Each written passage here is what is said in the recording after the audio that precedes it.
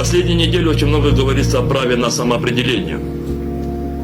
О праве на самоопределение народа Крыма. Я хотел бы в этой связи подчеркнуть следующее.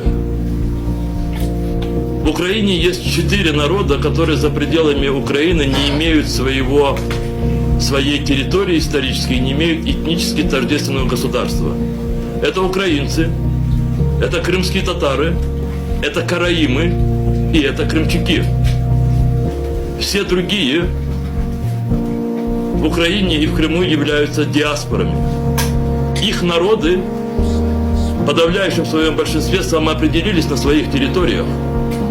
И поэтому, уже завершая ваш вопрос, я, конечно, отвечаю так, что все, что дальше бы не развивалось в Крыму, с Крымом, и с какой стороны бы не было бы, мы должны будем рассматривать исключительно в контексте самоопределения 3 здесь коренных народов.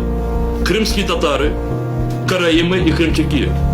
К великому сожалению, караимов и крымчаков осталось так мало, и состояние их языка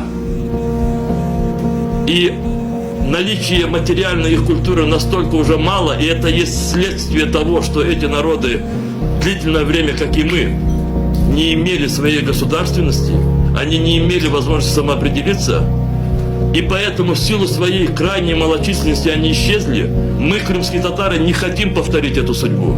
И поэтому я через вас призываю всех, кто сегодня говорил до сегодняшнего дня, кто завтра будет говорить в стенах своих парламентов о самоопределении, о праве народа Крыма на самоопределение, чтобы они не забывали о том, что право на самоопределение в Крыму принадлежит крымско-татарскому народу, караимам и крымчакам.